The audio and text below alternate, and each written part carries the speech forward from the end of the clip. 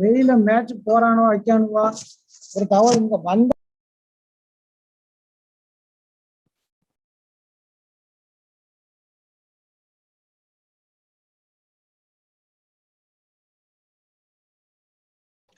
Shall we start, sir?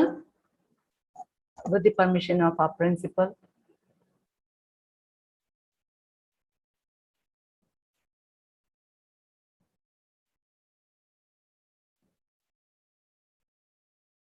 Yeah, time is almost 2:30. Yes, we shall start. A very good afternoon to one and all present here. Let me thank you all for joining us for this international workshop on physical literacy.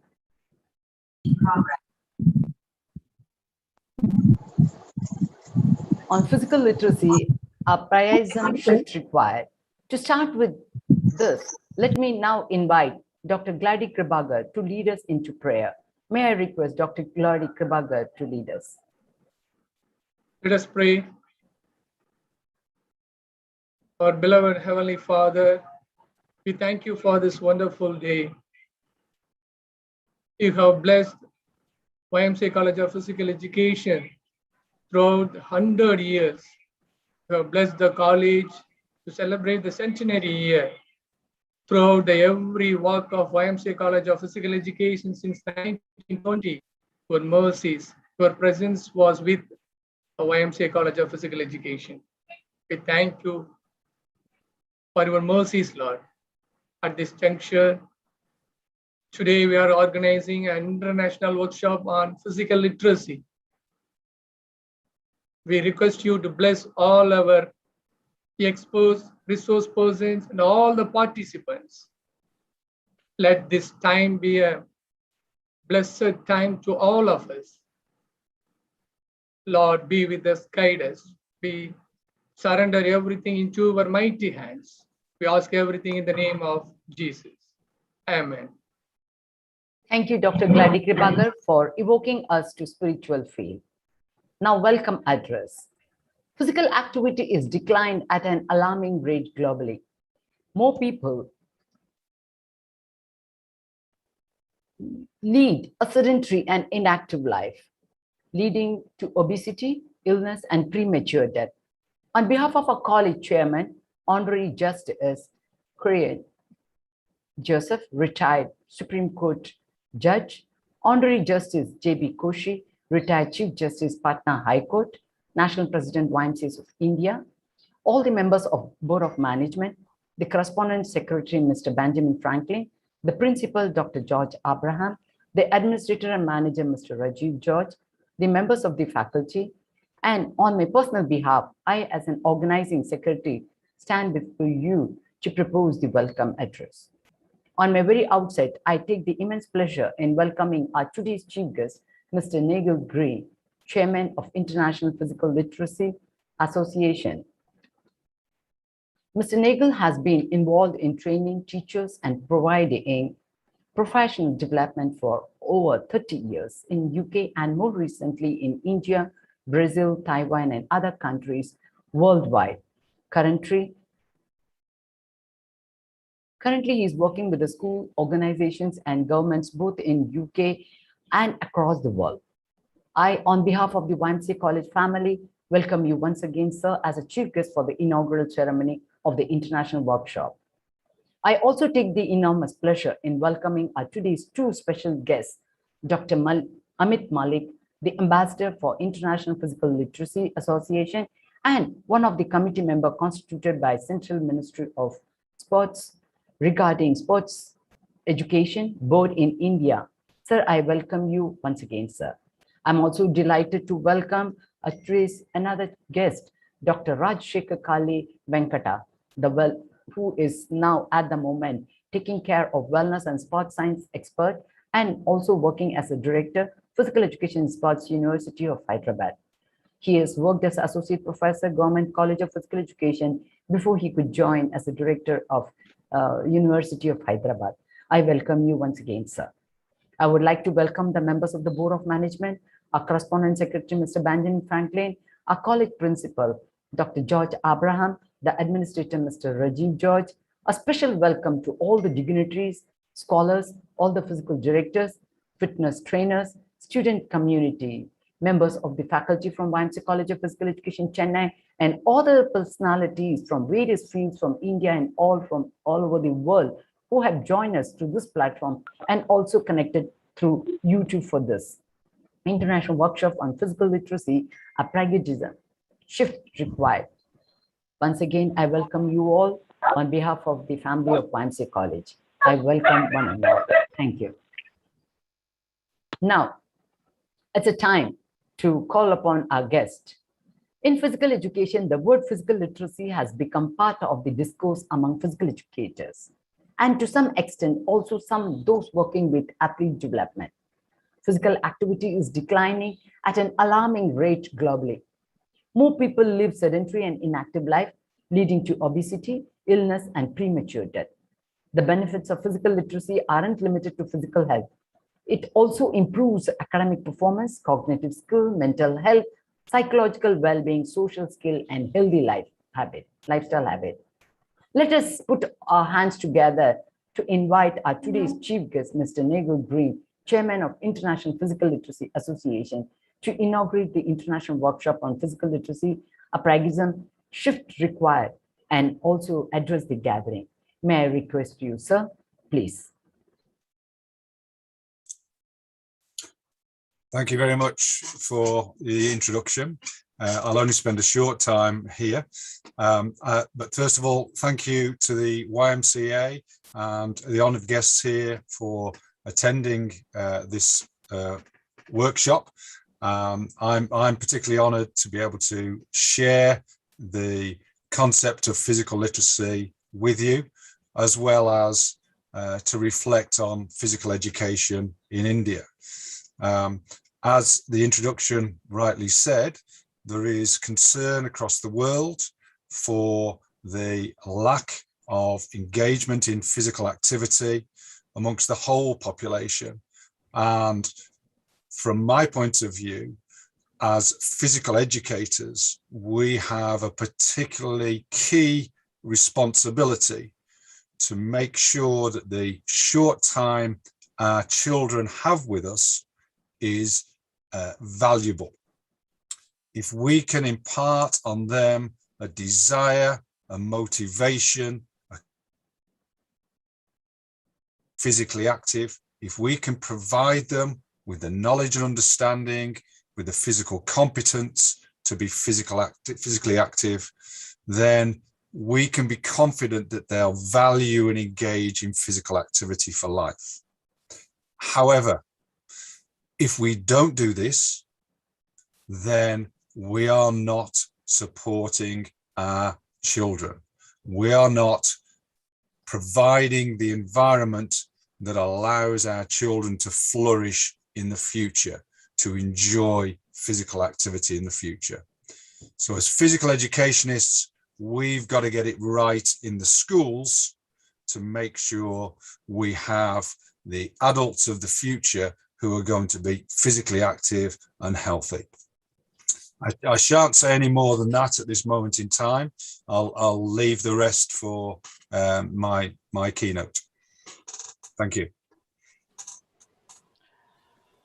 Thank you, sir. Thank you for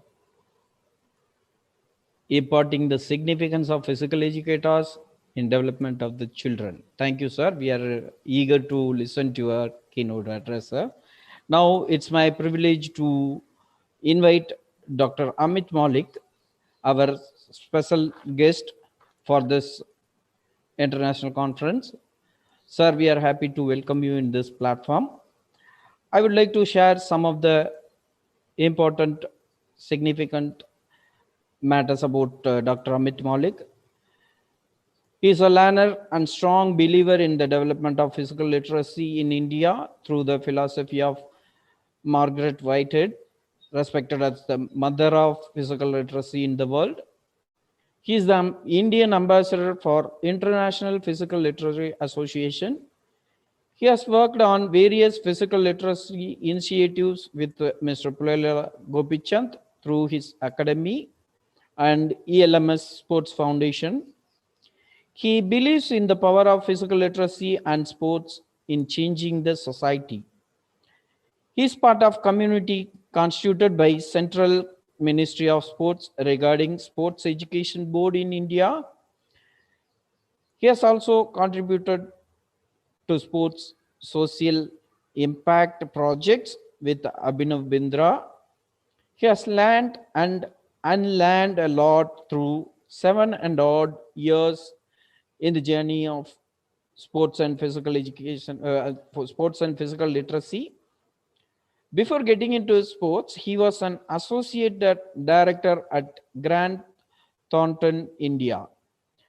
He has done his doctoral fellowship from Management Development Institute, Gurgaon, Haryana. Sir, we are eager to listen to your special address.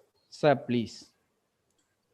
Thank you, Dr. Simpson, for the detailed introduction. Thank you, sir. And I first want to really sincerely thank Dr. Josh to make it happen. He was very enthusiastic to take physical literacy, conversation, and meaningful action in the southern part of the country. So it is a very, very strong privilege for all of us also to be together on this platform, sir. I sincerely appreciate your effort to take it to reality. On the physical literacy part, let's quickly touch why, what, and how of physical literacy, as I've seen one amongst you from the India side of it. From the why part of it, of course, we know that there's a decreasing interest in physical activity. But why part is, why is it happening? When sports is so playful and physical activity is engaging, why are we not able to do corrective action on that? And few reflection from Indian side, which I want to add is, one is maybe we have looked at physical activity through physical lens only. Let's look at our Khilo India, Fit India, or all other initiative or most of the literature. A lot of it is around the physical part. You should have those most fitness test assessments. But based on our humble effort of making physical literacy in government school, where we reach almost 30,000 PE teacher all over India, and I've spoken to hundreds of children, their basic issue is not being understood. Why a child should play? Are they looking forward to the next class? And most of the issue which I found was not on the physical part, but non-physical, as Nigel touched upon the holistic aspect of physical activity engagement through behavioral and the cognitive part as well. So why part is very critical for us from system point of view. And I believe that you can understand physical literacy by questioning your journey. Why you are physically active, why you are not physically active. Is it because of the knowledge of physical activity only? Or there's a lot of important part, as Nigel touched upon, the motivation, your confidence, do you value it or not? So there's a one reflection I want to leave. We need to maybe discuss more about why is happening, what is happening. On what part of it, when we started 5 years back with Gopichand sir, we looked at a lot of literature available, and based on my limited understanding, I feel that this is one of the most holistic way of looking at physical activity participation. Very much linked to our Indian model of monism, which talks about body and mind are one. So that is one thing which is very strong here. And what part of it Nigel will touch more, but the way I've understood it is that it is more about an attitude to be active for life, disposition to be active for life. That is a crux, not just the physical aspect. So what Nigel will cover more, and how part of it also, we traditionally try to look at more through schools, physical education route, very, very critical part. But how part could also be as simple as that 100 people today trying to look at physical activity through this lens. How do we change the things and look them differently? As a construct, it is a construct for the life for everyone. It's not limited to children or any specific segment. So how part also we need to think critically that how do we create such engagement for each person to participate or look forward to participate and create meaningful and enriching experience so that people are intrinsically looking forward to being in those physical activities. So how part is something that is also very critical as an institution also, especially YMCA's contribution has been huge to physical education in our country. And maybe there's an opportunity that YMCA also take leadership role to promote physical literacy through holistic way. So on that note, I'd summarize my thought around we need to look at maybe why, what, and how very differently through physical literacy part. And I'm sure this meaningful dialogue will be a good start in that direction. Thank you, everyone. Thank you, Dr. Malik, for enlightening us. You have very rightly focused upon stating that the body and mind is one. So this is what is the one that I think physical literacy can take us all, and everybody need to change the attitude, how to be active throughout the life.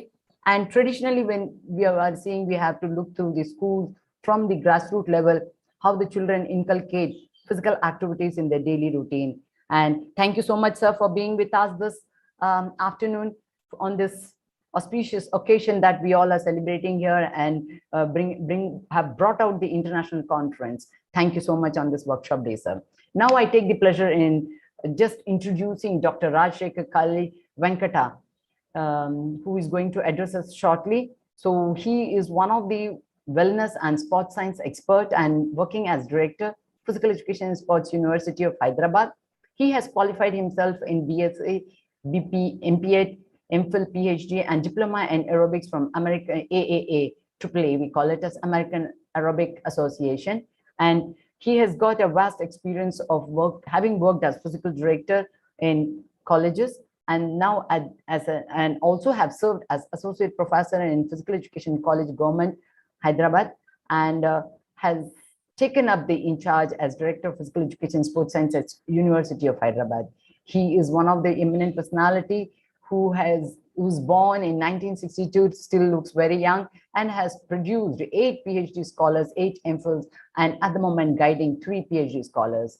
He is the member board of sports, JNT University, Hyderabad, member Athens Institute of Education and Research, and member European College of Sports Science, editorial member Athens Sports Journal, editorial member of European Scientific Journal, and also editorial member from Asian Journal of Medicine and Health and CPW Medicine Journal. To look at his biodata, he has all been working with the medicine people, and he has also presented some of the oral presentation in UK in 2014, acted as chairman in the International Conference on Kinesiology and Sports held in Athens, Greece in 2012, and given many keynote address in various national and international seminars and the conferences held in India.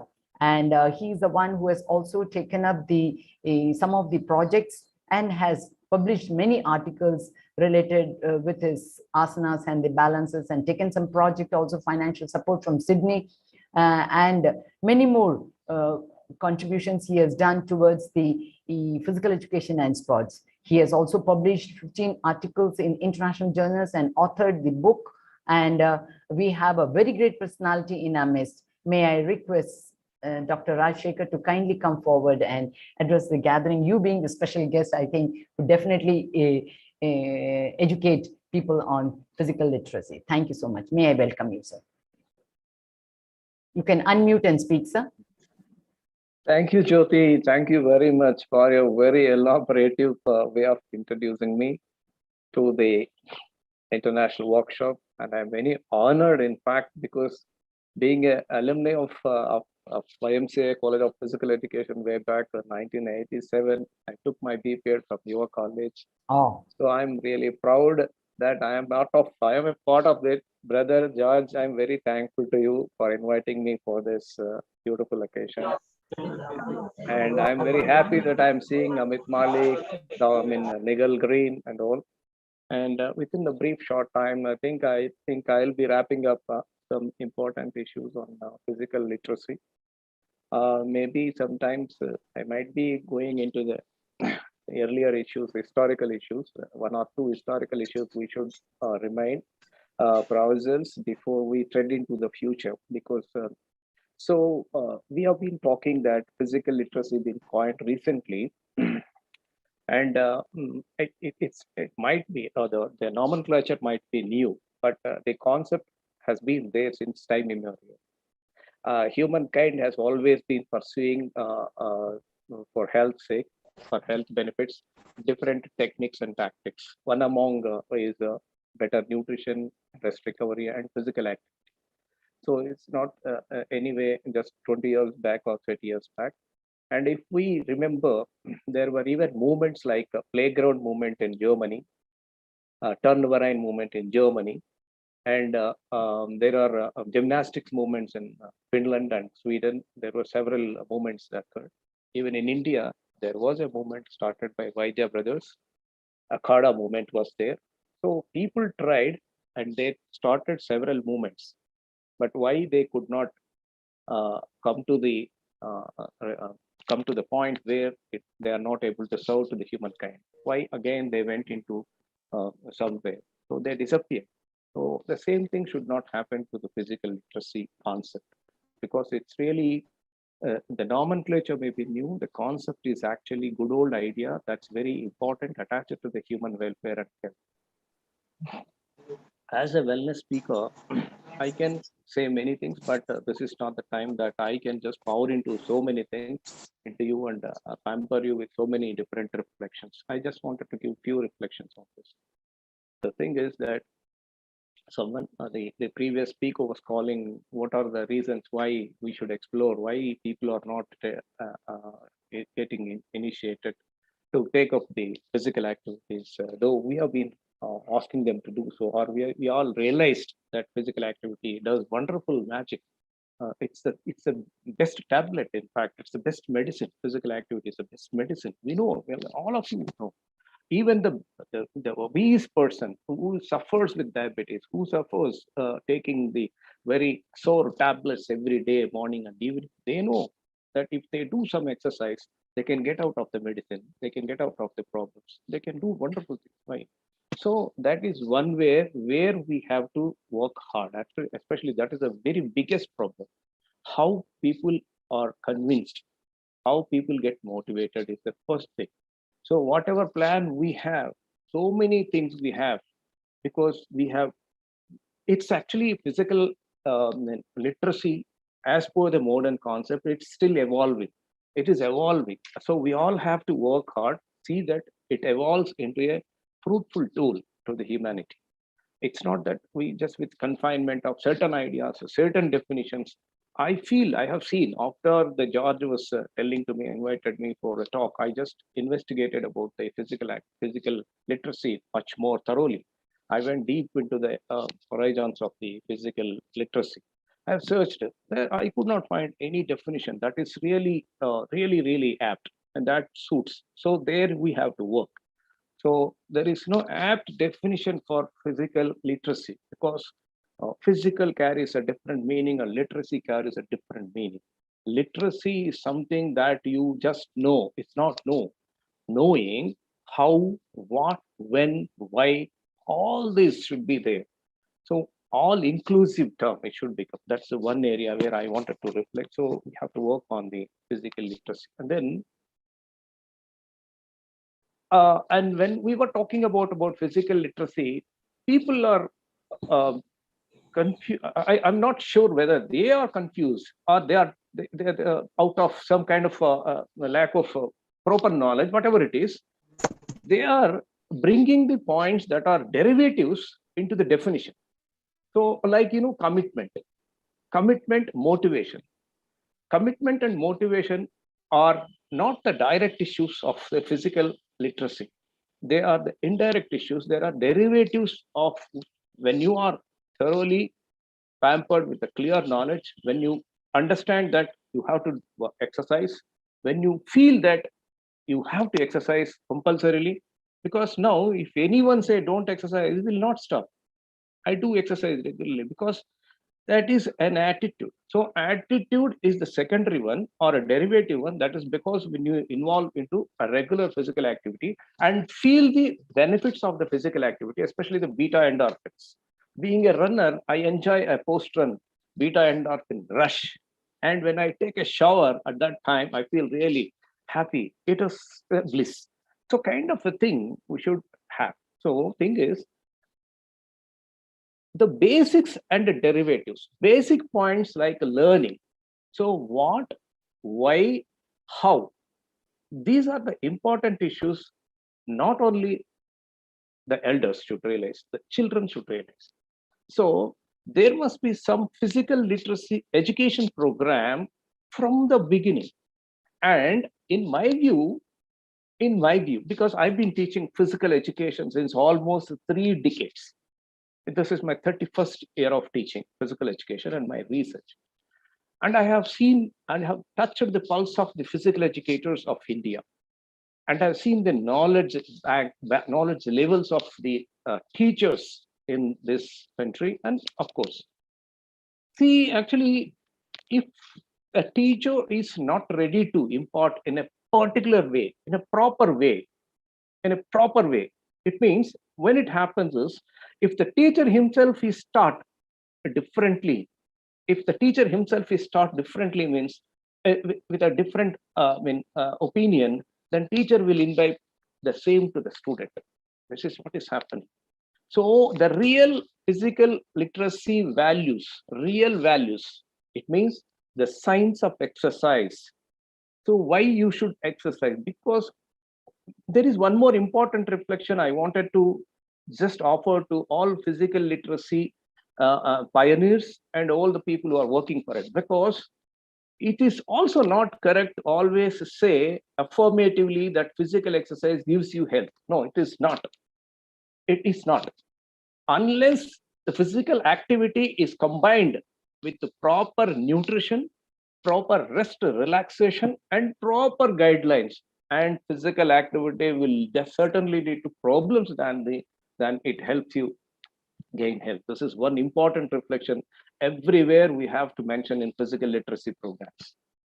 So there are several things, and most of the physical literacy programs are just emphasizing on how you should play, how you should act, how you are promoting school physical education, now you are promoting some programs like Khalo India. Okay, fine. But what about the very other important issue? Even you know how to play finely, even you know very competently, you can very fluently, you can also do several rhythmic activities very expertisely. If you are not really understood about your own body mechanics in your day-to-day life, what is the use of it? So it is the very vital issue is physical literacy should happen in two ways. One is maybe to involve in sporting events, in some physical activities. But second one, very importantly, you should see that physical literacy happens in day-to-day activities. How to sit, how to walk, how to jump down, how to stare up, how to mount the steps, how to lift the weights. While lifting a weight, if you snap a ligament at your L4, L5, finished. It is over. So while doing some physical activity, you are getting some problem. So these are all the issues we have to reflect. Physical activity, talking about physical activity should always be represented or additionally supported with the contradictory issues of the physical literacy, and we need to be very much concentrating on that. So my important contribution, my important reflection is let it be more scientific. Let it be more scientific than just simple, easy peripheral issues. Always when we talk about peripheral issues, people are not interested. People should get a real knowledge. So why should I do this? Why should I do this? They should get an idea about that. If they don't get an idea why you should do this, people are not interested. Because you know one thing, why people are not interested to get into the physical activity? The basic is pain signaling. Pain signaling. Pain. When you want to do exercise, you have to bear pain. 1 day, 2 days, 3 days, 5 days. I bear the pain, but I don't run just because I don't want to go suffer there. But I am not suffering because I'm a runner. Once I take it as an attitude, once I started enjoying it, you will run, you will exercise. So you should have all those into your consideration.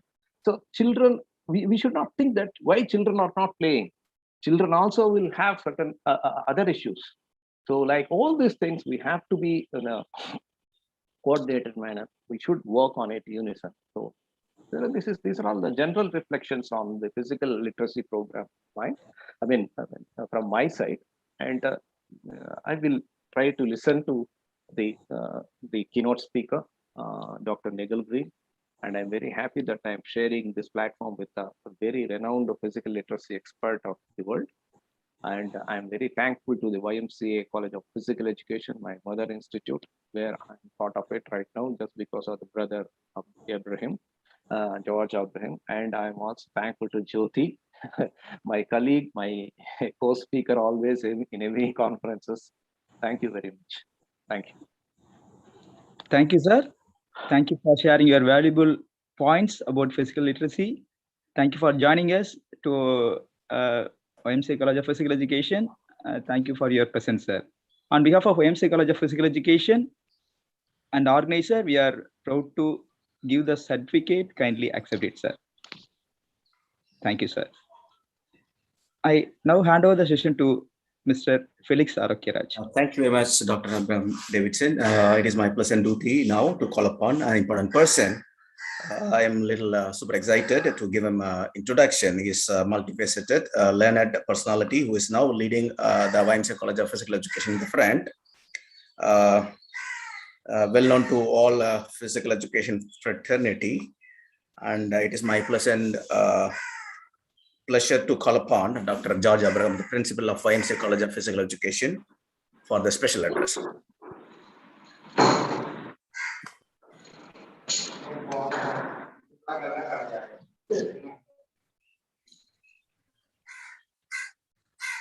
Okay. Good afternoon. Welcome all the dignitaries and delegates to this international workshop.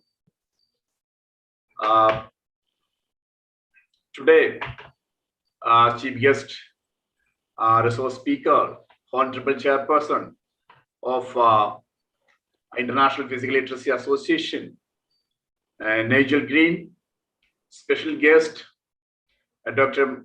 Amit Malik, Indian Ambassador of IPLA, and Professor K.V. Rajashekar, Director of Physical Education and Sports, University of Hyderabad, professors, physical education directors of various colleges and universities, research scholar, teaching and non-teaching staff of YMCA College, organizing secretaries of this program, Dr. K. Jyoti Dayanandan, and Dr. S. Johnson Prem Kumar, other organizing committee members, students and friends. Very good afternoon to everyone. I feel so proud and honored being the principal of this great institution. Just before, the chairperson of IPLA, International Physical Literacy Association, Nichol Green, inaugurated this conference. You know very well who is an outstanding academician, administrator, and a dynamic person in physical education and arts. Dear Nichol Green, we are honored with your valuable presence and grace. I consider it's a great privilege to welcome you all this great institution and to this international workshop on physical literacy, a paradigm shift required as a part of college centenary celebrations. I'm not going to explain physical literacy. So we will have a very fruitful section by our chief guest. Physical literacy is the ability to move with competence and confidence in a wide variety of physical activities in multiple environments that benefits the healthy development of the whole person. That is physical literacy from my view is concerned. When we are connecting physical literacy with the physical education, physical literacy is a foundation of long-term participation and performance to the best of one's ability. It's a cornerstone of both participation and excellence in physical activity and sports. So I'm not going to enter. Very expert and world renowned person is with us. So he will give a clear input to all of us. I hope the workshop would be very informative and useful to the entire physical education fraternity and other professionals. I'm taking this opportunity to appreciate the organizing secretaries, Dr. Jyoti Dayanandan and Dr. Johnson Prem Kumar, the faculties of YMCA College of Physical Education, for their tireless work and effort to make this program in action. Before concluding, once again, I welcome all the dignitaries and delegates to this international virtual workshop. Thank you. God bless you. Thank you very much, sir, for your lovely speech on this. And this is our principal is the brainchild of this international workshop. Thank you very much. As a token of love and appreciation, I request our principal, Dr. George Abraham, to hand over a letter of appreciation to Dr. Amit Malik, a certification of application to Dr. Amit Malik. Sir, please. Sir, Dr. Amit Malik, please accept this appreciation. Thank you, sir, for this gesture. I think we're really appreciative of your effort, and this gesture is really well appreciated. Thank you, Dr. George. Thank you very much, sir. And indeed, I'm very happy to announce, to invite the resource speaker, Mr. Nichol Green, who is currently a physical education and physical literacy consultant, having been a senior lecturer in physical education at Liverpool John Morris University from 2009 to 2018. He taught physical education in 4 secondary schools for 29 years prior to this. During this time, he led 3 departments of faculty, including PE, art, music, dance, and drama. Amazing, sir. And networked community.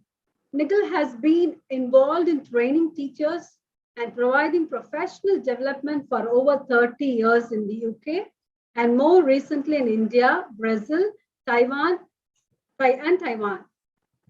Nichol is chair of the International Physical Literary Association and vice chair of the Northwestern Countries Physical Education Association. He demonstrates a commitment and passion to promote and support the development of physical education and physical literacy worldwide. He has written articles, delivered CPD, organized and presented at workshops, webinars, conferences on physical literacy, personal development through PE, ICT in PE, and assessment in PE.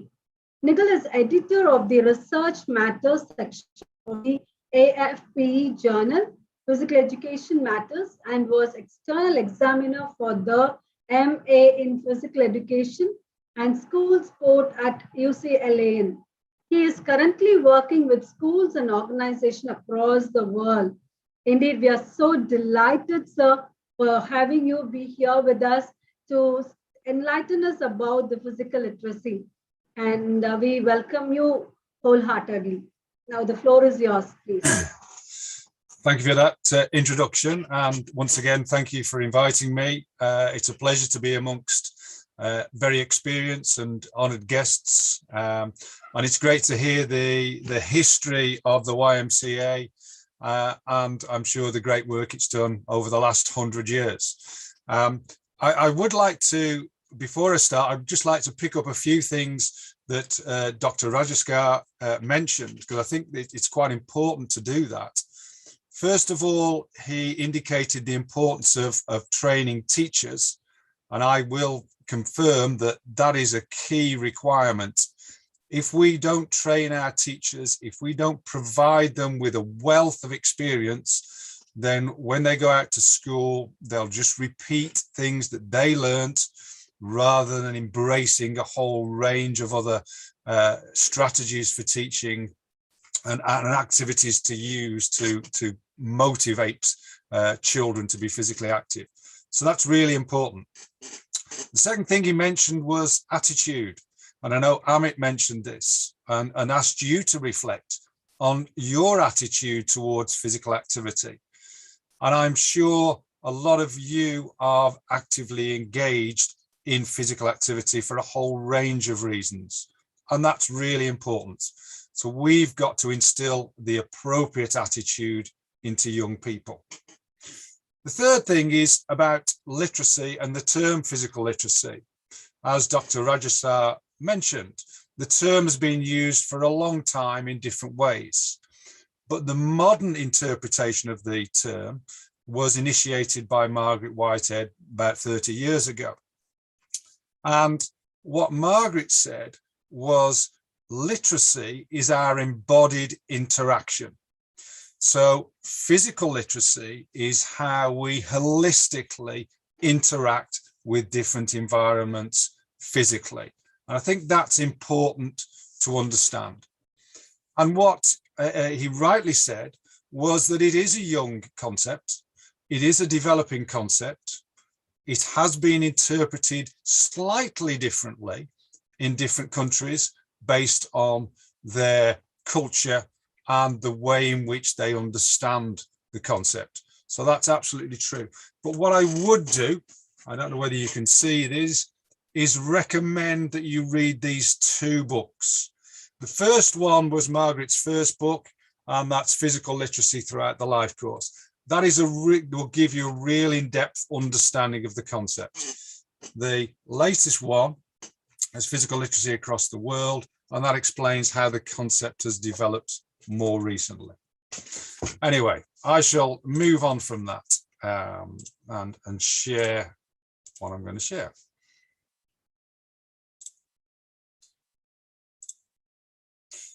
So I'm looking at a paradigm shift, and hopefully this presentation will explain why. But first of all, I do want to share the fact that I have got some experience of India. I was very fortunate to be invited over in 2016 by Pedagogy, Amit, and the rest of his team. And from then on, we've been working with Amit and a number of colleagues and people who we've met in India on developing the concept within India. And this has given me a broader understanding of Indian life, the way education works in India, and more specifically, the way in which physical education works. Now, I don't profess to be an expert in India education, but I've got my own understanding of it. And I think that's important. That initial start by Gopichan and his colleagues really did empower groups to promote physical literacy, to promote physical activity. And my other experiences have been actually working with schools. And again, this is limited to the Gurgaon, New Delhi area, but I've had some very, very rich experiences with many, many teachers and children. And that's taught me a lot, and hopefully I've helped them learn a lot.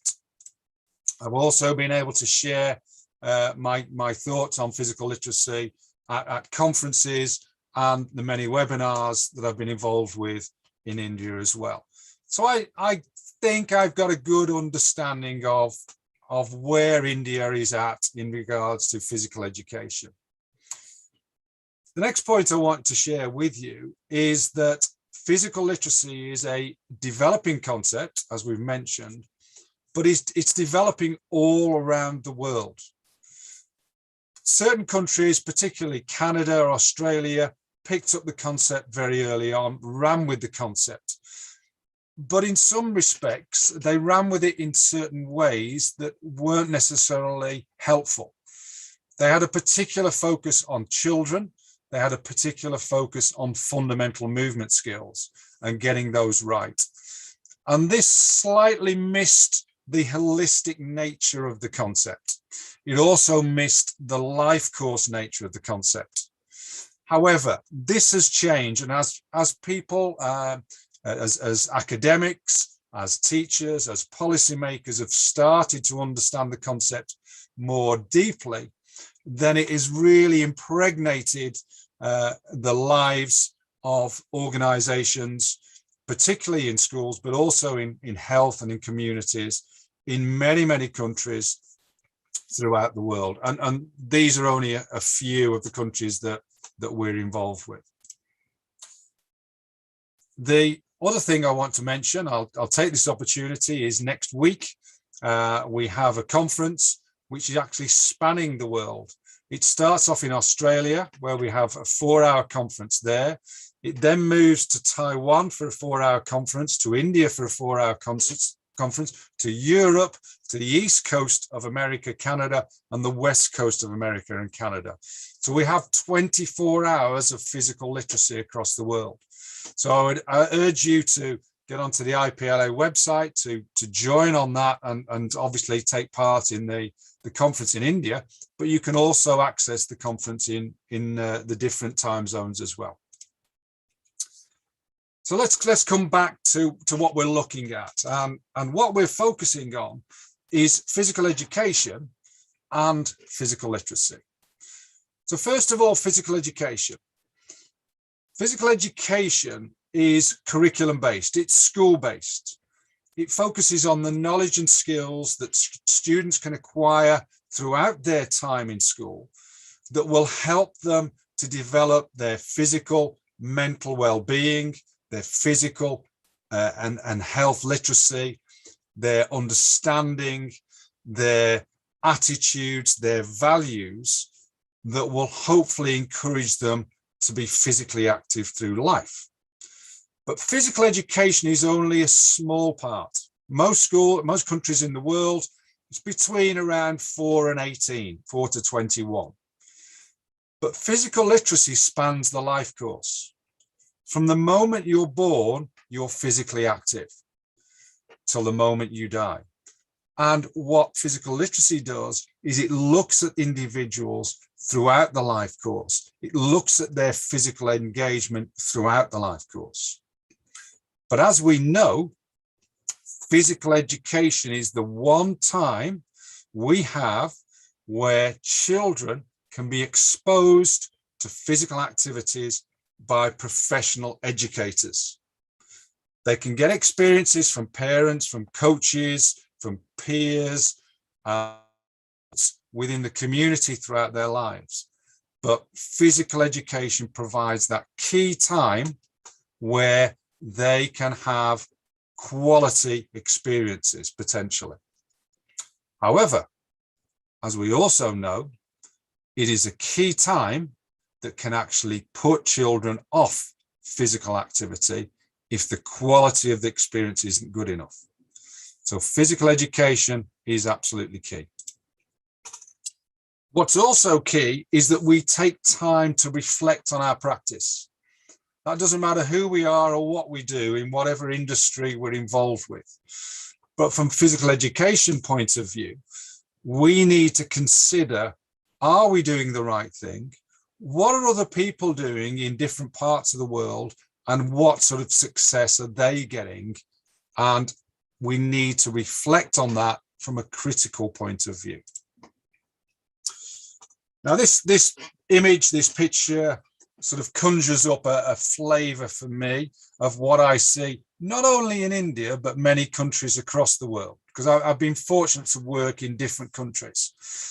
And as a provision of physical education, a lot of countries use the traditional activities, naturally. That's what's available within the community. A lot of countries have a health and fitness focus, understandably. And a lot of countries also have a focus on school teams and excellence. And I think this is perhaps where we need to reflect.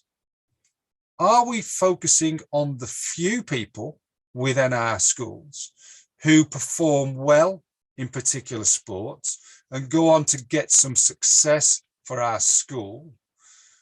Or are we focusing on everyone in the schools? And often, many schools for many years, and I certainly was like this when I first started teaching, it was expected that PE teachers had good school teams, and a school was recognized by how good their teams were. But I would say to you, judge your physical education by how many young people leave your school with a desire to be physically active for the rest of their lives.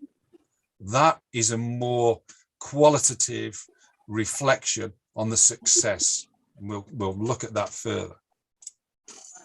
So is it time for change? Do we need a shift in focus? If we always do what we've always done, then we'll always get what we've always got. And if we can just clear that off the screen, I don't know whether we can do that.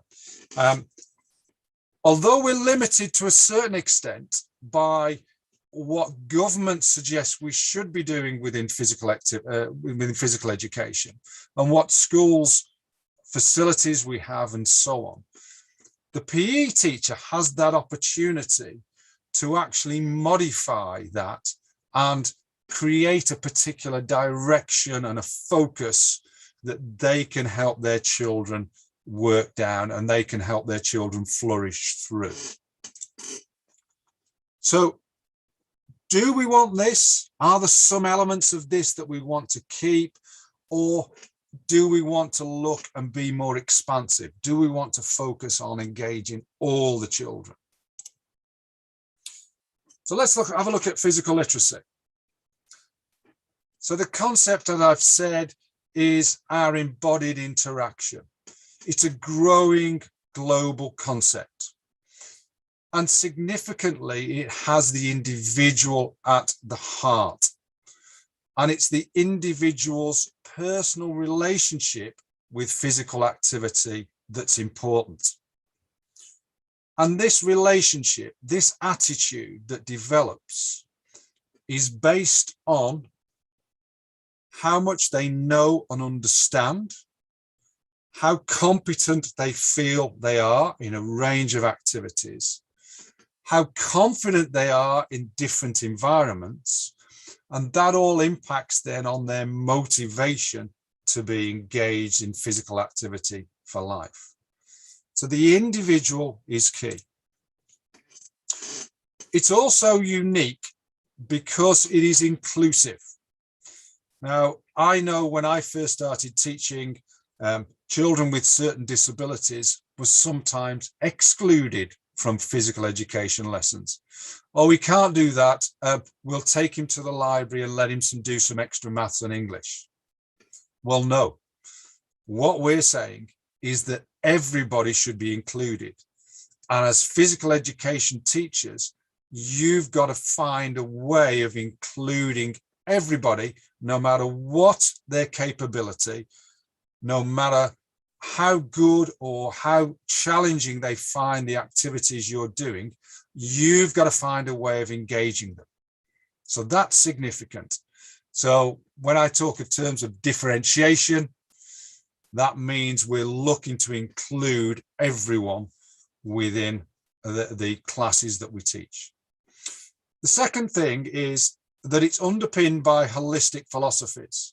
Amit mentioned monism, and as you said, from an Indian culture point of view, looking at individuals holistically is a part of your culture. But it also looks at existentialism and phenomenology. And I'll explain that more as I go through what physical literacy is in greater detail. But there is significant underpinning of philosophies in relation to physical literacy. And it focuses on providing purposeful, engaging, relevant, rewarding experiences. And again, to me, this is what physical education can provide if it's done effectively. So let's come back to the term physical literacy itself. As we're born, as I mentioned, and even before we're born, we're moving. We're interacting with the environment we're within. Obviously, in the womb, we're limited in that environment, but once we come out, we learn by exploring. As we learn, we grow and we develop. We shape our environment and our understanding of our environment. And the more experiences we have, the broader those experiences, the higher quality of those experiences, the more likely we are going to enjoy them, we're going to learn from them, and then we're going to develop, and we're going to be motivated to engage in those different activities in the future. Historically, we had to move to survive. We had to run, we had to fight to defend ourselves. But we also used physical activities to enjoy and for pleasure and for challenge. And so we have currently that choice. And we know at the moment, one of the issues we've got is a significant part of our populations are not choosing to be physically active. The reasons why are potentially go back to those early years, to the influences they had in their physical education. If they had positive experiences, like I'm sure many of you did, then there's more chance of them being or wanting to be physically active in the future. But if they had negative experiences, then it's quite possible that is why they haven't decided to engage regularly throughout their lives. We have a rich range of environments within our countries. Every country is slightly different. As I said earlier, every country has its own cultures, but we have environments that can engage everyone, no matter what their capability, no matter what their ability, no matter what their interests. We have a wide range of environments. But often in physical education, we limit those experiences to the experiences of the teachers and their interests, rather than broadening those experiences to what is potentially available. So as teachers, the wider range of experiences you can provide, then the more likelihood you've got of engaging young people and then them wanting to be involved in activities. As was mentioned earlier by Dr. Rajeshkar, attitude is the key. And Margaret Whitehead, who developed the modern interpretation, talks about disposition, which effectively is our attitude. If we have a positive disposition or a positive attitude towards physical activity, then it's likely we're going to want to engage. But if you look at that picture of the little boy with the football, you can probably imagine a number of people you might have worked with as children or adults who aren't engaging, who haven't got that positive disposition. And we need to sort of ask why. So coming back to the concept again and the holistic nature. And I mentioned to you earlier the fact that as PE teachers, I think Amit mentioned this as well, we often focus on teaching skills, or we focus on fitness, and it's quite narrow. What physical literacy says is we've got to develop individuals holistically. So yes, we've got to develop their physical competence, but at the same time, we've got to develop their knowledge and understanding. And that's not just tenuous. That's not just what are the rules. It's got to go deeper than that. It's got to look at tactics. It's got to look at the importance of being physically active and what we can get from it from a health point of view, from a well-being point of view. It needs to go into the deeper understanding, into the roots of physical activity. And likewise, it's got to be related to our affective domain, our motivation and our confidence. And these all intertwine. And although we sort of pull them apart a bit to understand them, we need to understand that these are all important at the same time. So we've got to look at children developing holistically. If we focus just on the physical, we're missing out on the cognitive and affective. So we've got to look at working holistically. I mentioned this earlier. Doesn't matter what our capability, every single individual is unique. We're all different. We've all got different experiences, and we're all actually, or have been, on our own individual journey. We've all engaged in physical activities differently. I've played rugby, I've played football, I've played basketball, I've played volleyball, I've windsurfed, I play table tennis. At the moment, I do triathlon, I play golf. I've had a rich experience throughout my life. I've been fortunate, right? What are the experiences of the children? What experiences have they had before they come to school, during school? What experience are they going to get in the future? Every individual is different, so we've got to treat them all as different as well. So the term physical literacy, and the IPLA use this definition, which is recognized across the world, which is modified slightly in different countries, but essentially has the same interpretation. That physical literacy is the motivation, the confidence, the physical competence, knowledge and understanding. And the important thing here is to value and take responsibility for our own engagement in physical activities for life. As physical educationists, it's to value and help others get that responsibility to engage in physical activities for life. And what's important to the environments that are created. And again, I'll come back to physical education teachers, but this can be parents, this can be coaches in the community. If we provide environments where the individuals involved are engaged, they're motivated, confident, competent, and have knowledge and understanding, then they will engage. But if we miss certain aspects, if we don't motivate them, they can then be a bit apathetic. If we don't give them confidence, they can be anxious. If we don't give them the competence, they can get frustrated. And if they don't know and understand, they can be confused. So as physical educationists, we have a real challenge to make sure we're hitting all of those key elements in the work that we do. And if we do it, and at this stage, I want you to reflect on children that you've worked with. Could you say that every child leaving education at the end of their time with you is someone who wants to be physically active, is confident in a range of physical activities, can move efficiently and effective in a variety of activities, knows how to improve their performance, can work independently or with others, is aware of the impact of well-being,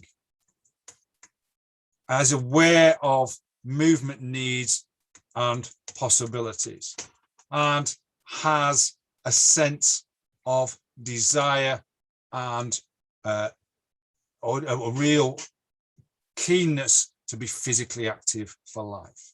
If that's the case, then you as a PE teacher have done a great job. But if it's not, you've got to reflect and you've got to think. Now, I'm just going to pause now. I'm going to try and play you this video because this is something we've developed with the, I'm just going to move that down, sorry.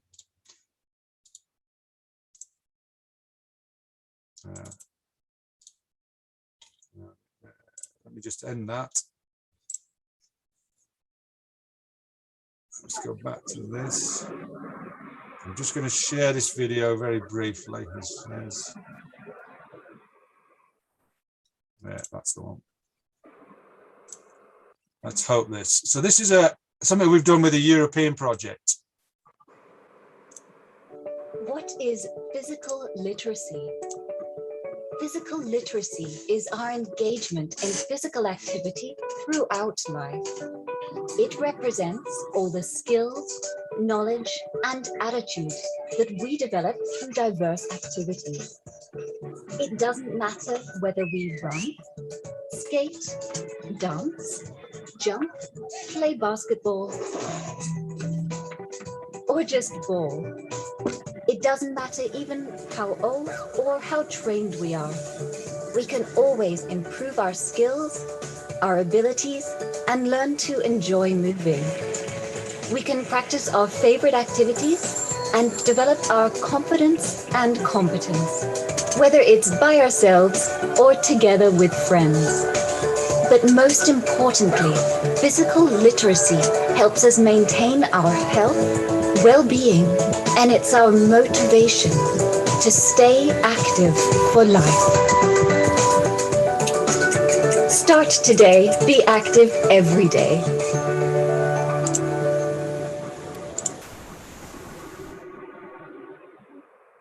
This is the story of the cult favorite, best-selling, waitlist-inducing Always Pan.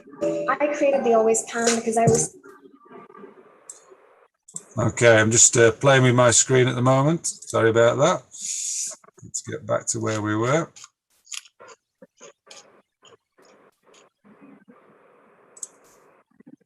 Okay.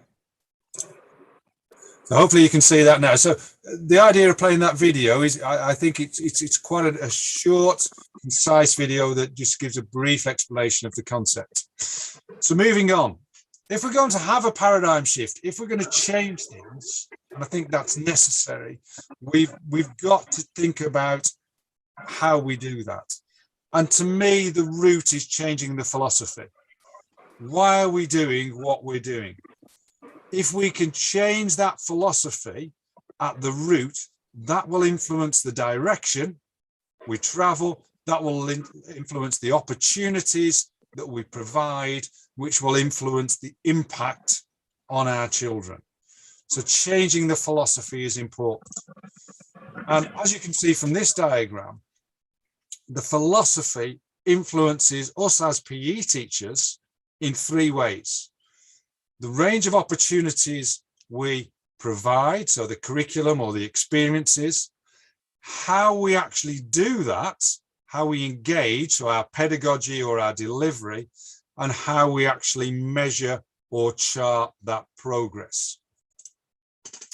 So from an opportunity point of view, what we suggest is that there should be a broad range of opportunities provided. Those opportunities should be broad, but in sufficient depth to allow individuals to gain that confidence, competence, knowledge, and understanding. I've done some work in Taiwan recently, and they've got a system where they do 3 sessions on one activity, then change to another, then another, then another, then another. And they don't get that depth. So that's something we're trying to change over there. But I know some of the schools I've worked with in India have good, 16, 20 sessions on a particular activity each year to get that depth within that activity. A range of movement forms and different environments and different roles. So whether it's in the gym, whether it's in the swimming pool, where it's out on the field, on the basketball court, in the local community, children need to experience different activities in different environments. They have to have that time on it. The activities need to be taught in a safe and relevant manner, and this is where the differentiation comes in. And they should be relevant to the local culture, because if there's an opportunity for them to then carry on that activity outside of school, then that is really important. Pedagogy is absolutely crucial as well. And again, I've seen a lot of very, what I would say, traditional pedagogical approaches in India, but I have in lots of countries where the teacher is in total command and they tell the children what to do and the children do it straight away. And there is limited depth and breadth in the strategies that are used. So the teacher has got to provide activities that challenge. We need to challenge individuals to make sure that they learn and progress. We need, as I mentioned earlier, to include every individual and make sure every individual is challenged at the right level. Very difficult with classes of 30 to 50 children, trying to focus on every child within the class. We need to provide group activities that allow people to work together so they can develop socially, they can develop communication skills and so on. And we need to give the children opportunities to develop responsibility. There are many strategies that can be used where we devolve our control and we encourage the children to take control during the lessons. And then finally, we need to provide opportunities and activities that allow them to be creative and to use their initiative. I mentioned challenge earlier, but we need challenge with support, because if we have challenge and support, we'll get learning right. I often use an example in this comfort stretch panic of juggling. If I asked you all to juggle one ball, the vast majority would find that comfortable. However, for some of your children, they would panic because actually throwing and catching would be difficult. Others, it might stretch. If we added a second ball in, again, some of you, it would be comfortable. Others, it would stretch. Others, it would panic. If I added a third or a fourth ball in, it's quite likely that most of you would be panicking, but some of you would be stretching. Very few would be in comfort. So the key to the teacher is to find the right challenge at the right level and provide the right support to allow learning to happen. And you've got to do that for all of your children based on their capabilities. So teachers have to have a range of strategies, and I've done a number of sessions on teaching strategies, and you need a whole couple of hours to go through the various teaching strategies. But as I mentioned to you a few minutes ago, what I often see is the teacher is control. They tell the children to do something, the children do it.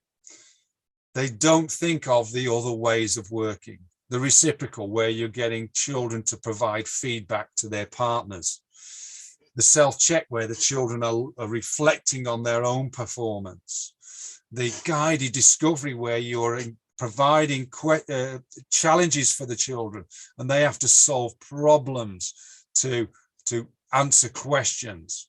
And then the other models, the models of sport education, teaching games for understanding, for example, which are totally different ways of working. So the teacher needs this range of strategies to create positive environments. And if there is purpose, if the children are engaged, if they're enjoying it, and if it's relevant, then it's quite likely that the children are going to make progress and they're going to want to be engaged and physically active. Again, I'm just going to stop that sharing and I'm going to go to another video. If I can just bear with me. Hang on. Come on.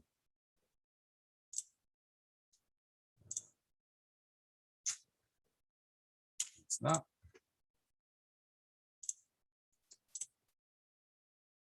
This is another one for the teachers. How to provide a positive environment for physical literacy. Teachers and coaches, you are responsible for providing the most engaging environments for your participants to help them develop their physical literacy. Greet everyone in your class with a smile and ask them how they are and if they are ready to be active. Explain what they will be doing in each session and include them in the organization. Aim to challenge everyone in your group according to their capabilities and provide a range of relevant activities for them. Create positive learning environments that provide support to every student. Ensure that everyone thrives and feels good about themselves. Provide enough time for progress to be made and offer a broad range of experiences for all of your students. Help everyone develop physically, mentally, emotionally, and socially. Allow everyone to find their own way of doing things by encouraging them to be creative.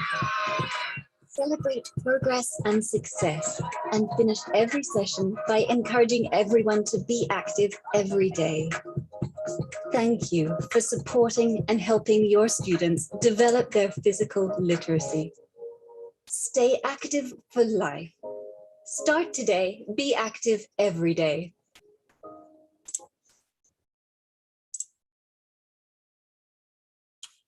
Okay, I'm just going to go to the final slide, hopefully.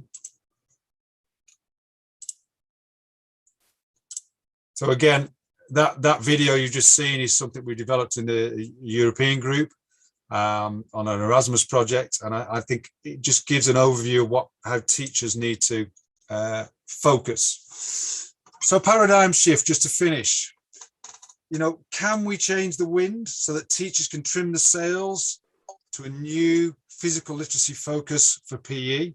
Yes, I think we can. We've got people like Amit and many more in India who are working with teachers in schools, who are working with government ministers to promote the concept, both within school and within the community. We've got to talk to the policymakers. We've got to get them to focus and to see the importance of physical literacy focus in PE. We've got to change the curriculum.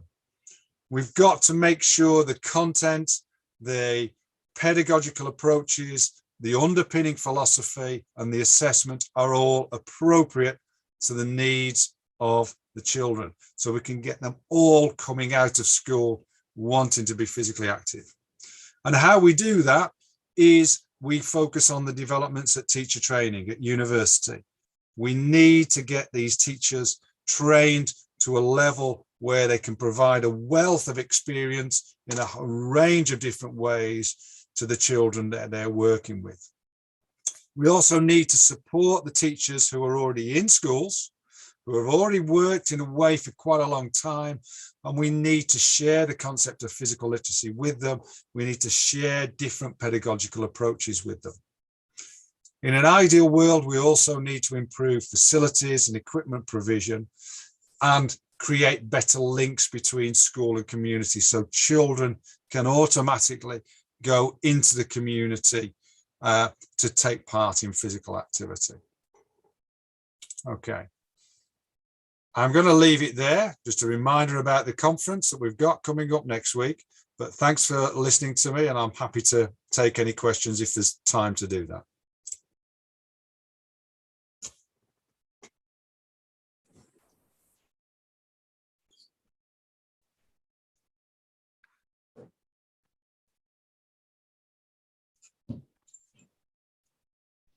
Thank you so much, Green.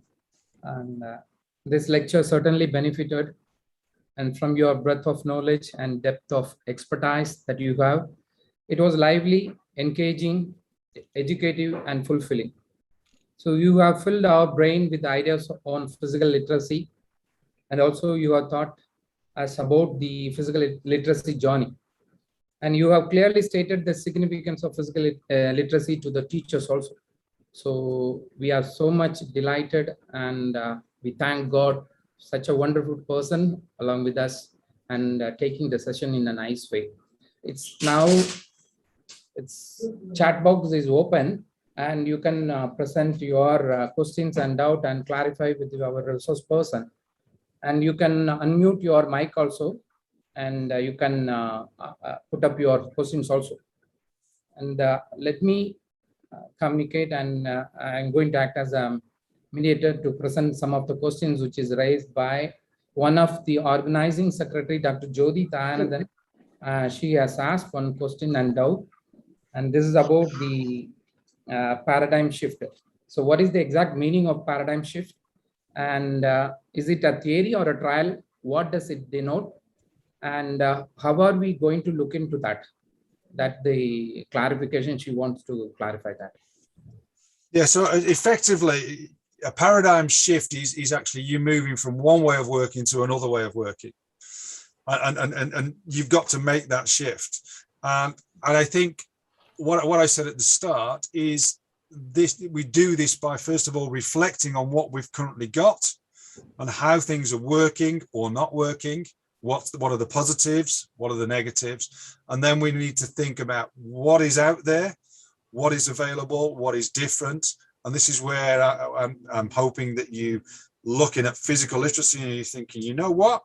I like that concept. It makes sense. It fits into what we're trying to do for physical education as a whole. How do we change what we're doing? Okay, we've then got to look at what we need to put into practice. And I think those last few slides, well, the last slide I shared were the ways in which we can make that change. So it's about making change, basically. Yeah, your last slide was really, that was the cuts yeah. of the complete thing that you could bring it again. That was really fine. How to yeah. shift, how to make the people understand. That's it. Thank you.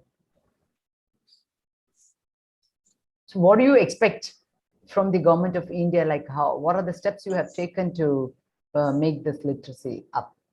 Okay, so I know Amit and Gopichan have been talking to many senior politicians, and they've had some good impacts.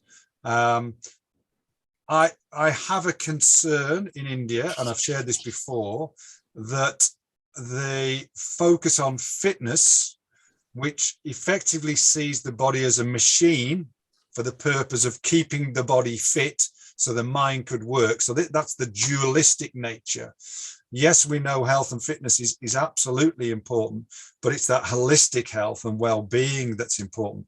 So some of the initiatives and requirements that the government have suggested about keeping records of physical fitness and fitness testing, I'm sorry, but that won't work. If you look at all the literature, a focus on fitness testing will not have the right impact. Fitness testing in the right environment is a great learning tool. And for children to experience learning about fitness is really important. But they need to do that over a period of time and use tests that are appropriate to them. And they need to do training that's relevant to them and so on. So it needs to be a learning situation. Whereas my understanding is the fitness testing that has been suggested is just a test. And it takes time and nothing's done with it. And so I'm sorry, that is a waste of time. A lot of the literature you'll read, certainly from the UK, about fitness testing, certainly would support that. So we've got to look at providing activities that enthuse children, that allow children to feel good about themselves, allow them to develop, yes, so that they're physically active. That's what we want. Yes, so they improve their fitness. But we've got to be more progressive from that point of view. I think I had seen you in some other conference, and which was held probably in Rajasthan.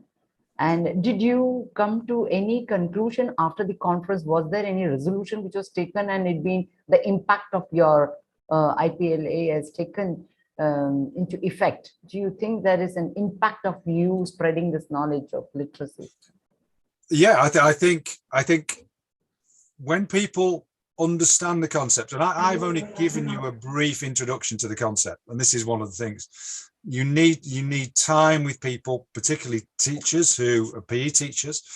Once people understand the concept, they get the holistic approach. They get the understanding, they start to reflect on their practice, and that gives them a different focus. I know when I first started teaching, it was very much right. You focus on teaching a particular sport, and these are the skills you do, and this is how you play the game. As I've developed, as I've learned more about things, I know that yes, we've got to teach those skills, but we've got to teach that understanding. We've also got to be really reflective on how we develop the confidence. So if you think of teaching children to climb, if you gave children a very steep climbing wall, and you gave all those children the same wall with overhangs, with tiny holes, you might get one or two who manage it, but the vast majority won't. If you gave them a wall that was at that angle with great big holes, with a rope to support them to start off with, and then gave them a wall that was at that much with smaller holes, and then that much and that much and that much, by providing those gradual developments over time, by providing that support and development, then you're more likely to make an impact. And that comes back to that overall understanding about focusing on the motivation, the confidence, competence, and knowledge and understanding. Excuse me, Jyoti ji. Jyoti, can I? Hello. Anji. Can I ask something? Yeah. In fact, I would like to supplement, also ask a question.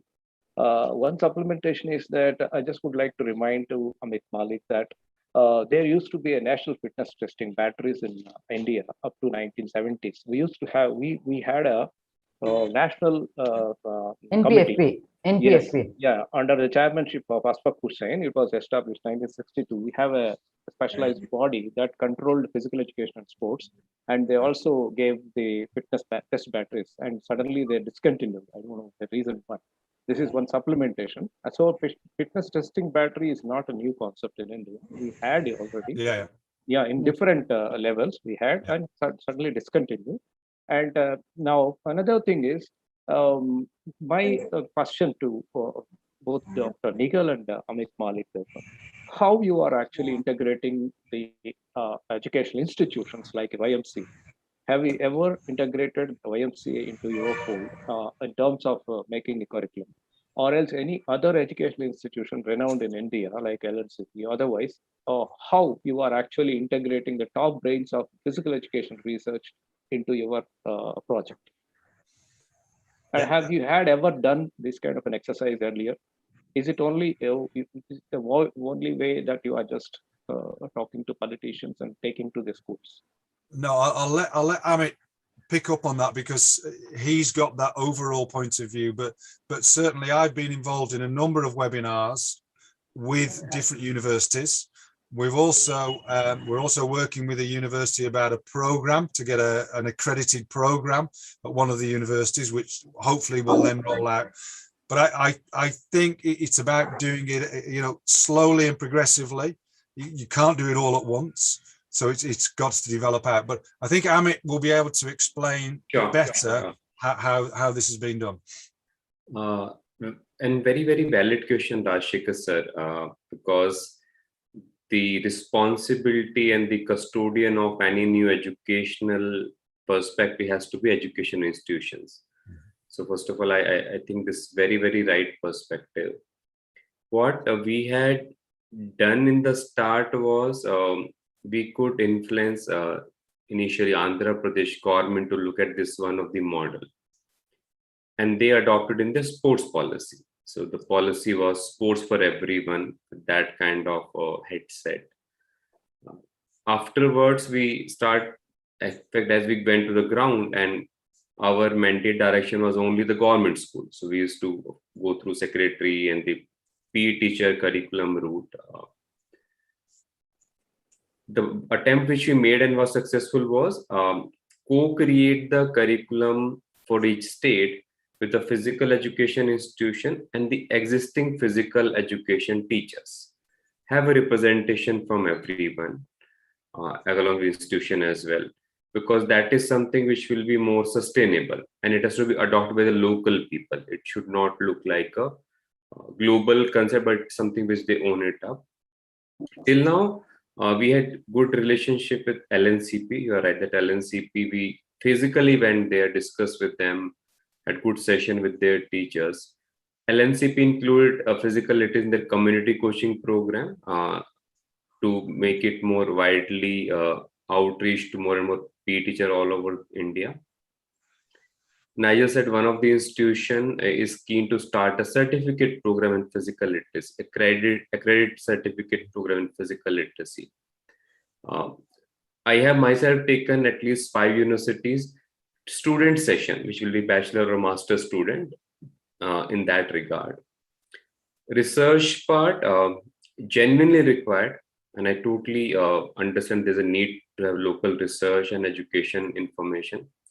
Research, no success till now, though we were keen to have more people coming and being part of the research. But directionally, I would say based on our discussion with almost 10 different institutions, few things which came up and potentially could be explored. One is having a module of physical literacy for the courses offered by the institutions is the one clear direction. Have more structured research in this area, which is more localized, more contextualized, and also involving education institution in a better way, even to do such program with the state government. Because when you do a program as a foundation, which we will do, it could be good, say one time, we could travel, make it happen. But at the same time, if our say YMCA college become hub of physical literacy, dissemination, knowledge and creation, that is more sustainable because education institution is designed to meet that objective of regular refresher training for all the PE teacher and also to the new generation of PE teachers. So very good question you raised, and maybe with this conference and with YMCA, we can get things started with universities in a more structured way. But till now, I would say partial success, but a lot more has to be done. Yeah, if I could just come in there, picking up from a global point of view, physical literacy is being picked up by a whole range of different organizations. So in many countries, sports organizations have picked it up. So Canada Sport for Life, Australian Sport, New Zealand, Sport Wales. But it's also being picked up in education. And this can be many, many universities. And there's a lot of lecturers, academics across the world, again, particularly in Australia, Europe, but certainly other countries where research has been undertaken. Certain schools have picked up the concept. We've also got health organizations who've picked up the concept and are running with it. And as you mentioned earlier, are linking it to food literacy as well. So physical literacy and food literacy are things that have gone on. We've got communities who've picked up the concept. Certainly in Sweden, we've got a whole area where the whole community, the whole city is becoming more physically literate. And we've even got people like architects who are planning for physical literacy to make the environments more physically active.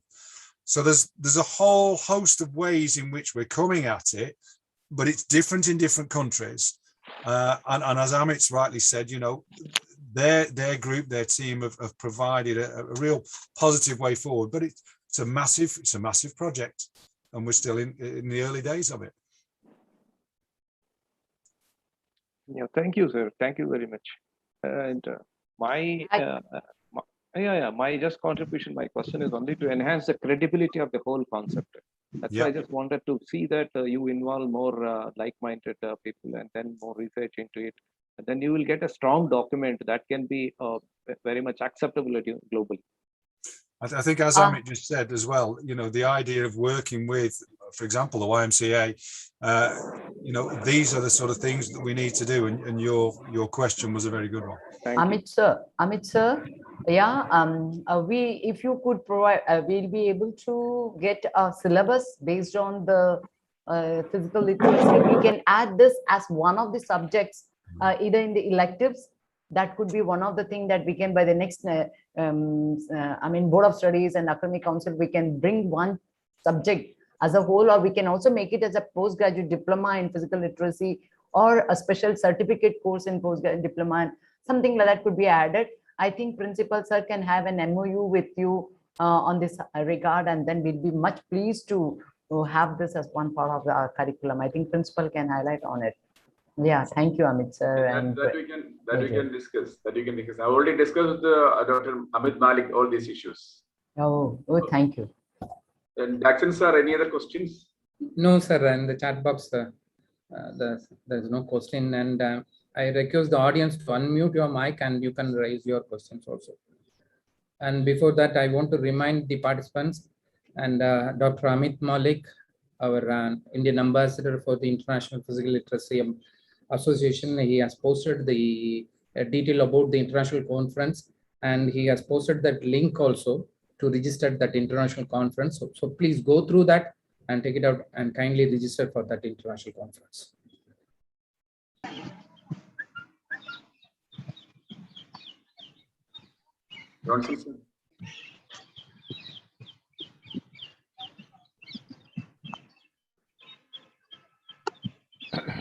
Thank you. Thank you, sir. Thank you, sir. Thank you for your lecture, and it's so benefited to us. And as a participant and organizing committee members, we would like to honor you with a certificate on behalf of YMCA College. We are offering this and offering the certificates to you. Please accept it. Thank you very much, and it's been a pleasure working with you and sharing the concept with you, and I do look forward to working with you all in the future. Thank you so much. Should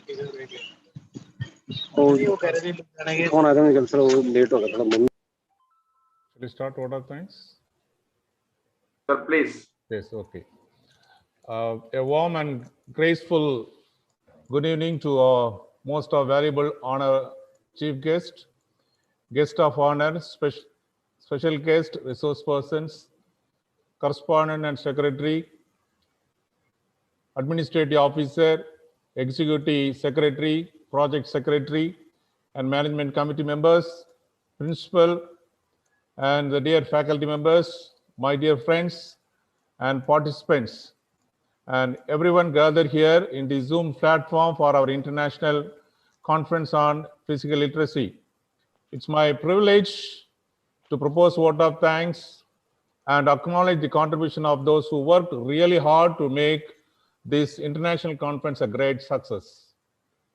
I, Dr. Johnson Prem Kumar, one of the organizing secretary of the International Conference on Physical Literacy, on behalf of the YMCA College of Physical Education, the entire fraternity of this institution, first of all, I extend my sincere thanks to the Almighty God for making today's event resounding success with His blessing and grace. We are able to make this event what it was. On behalf of the YMCA College of Physical Education, I extend a really heart vote of thanks to our chief guest and resource person, Nichol Green, chairperson of International Physical Literacy Association, for exposing his lecture on physical literacy, who spared time for his busiest schedule to grace the occasion. As from his lecture, he is an international person to attend and give his knowledge in the physical literacy in various countries. Because of the presence, today's international conference was a great success. On behalf of the management and my personal behalf, I thank you, sir, for your wonderful presentation and keynote address for this international conference on physical literacy, sir. Thank you, sir. Thank you. My pleasure. And make like the express our sincere thanks to the special guest, Dr. Amit Malik, Indian Ambassador of Physical Literacy Association, for giving excellent coverage in physical literacy. Thank you, sir. Thank you for your wonderful presentation towards the physical literacy. And I'm also very grateful to special guest, Professor K.V. Rajasekhar, Director of Physical Education and Sports Science, University of Hyderabad, and my dear classmate during BPEd in YMCA College of Physical Education in the year 1986 to 87. I always remember Rajasekhar during our period in YMCA College, a great remembrance in our life. For his analysis in the physical literacy, your thoughts have enlightened our mind and have shown us new path. My great to all the speakers for the gracious occasion of sharing their opinion today about the physical literacy. Your thoughts have enlightened to a new way in the physical literacy. An event like this, it is not to happen in one day. The wheel starts rolling a week ago. It plans requires a bird's eye for details. We can be fortunate enough to be backed by a team of very proactive and dedicated staff of our institution who were well versed in their job. In short words, for their involvement, their willingness to take on the completion of the task beyond their comfort zone. I thank the correspondence secretary, Mr. J. Benjamin Franklin, the administrator, Rajiv George, the executive secretary, Mr. Moses, and the project secretary, Jagan. All are the constant support to organize and encourage to organize the international conference. Thank you all. A special mention of our respected principal, Dr. George Abraham, for being the stimulate us to do our best, standing in the pillar of the strength and providing immense support to make the international conference success. Thank you, sir, for your wonderful support. I am immense thanks my colleague, Dr. Jyoti Dayanandan, for her effort towards ensuring with her idea and elegant, the explain of everything. As one of the organizing secretary, my sincere thanks to Jyoti Madam, because he only do all the necessary previous arrangements for this international conference. My heartful thanks to Dr. Jyoti Dayanandan for his wonderful support and to complete this international conference a great success. Thank you, ma'am. I also thank all the staff members and their enormous cooperation organizing this international conference in the great success. I thank all the participants. Without the participant, it's not a great success. More than we are having 100 and YouTube also, most of the people are in the YouTube. I really happy and thank all the participants to spare their valuable time to know about the physical literacy and gain knowledge about how we can eradicate the physical literacy in India. Thank you all the participants and all the members, those who are attend the conference. I would also like to thank the people who work behind the scene to make this event a great success. None other than our faculty, computer faculty, Mrs. Mebelda. He worked hard to all the electronic gadgets and preparation of certificates, everything. My real happy to appreciate Ms. Mebelda for his wonderful support to complete this international conference a great success. Thank you, ma'am. And our sincere gratitude to all the students and well-wishers for their rock salt support and encouragement. Thank you so much for attending this event a great success. May God bless you. Thank you, one and all. Thank you. Thank you, one and all. Thank you, everyone. Thank you. Thank you. Thank you and bye. Bye.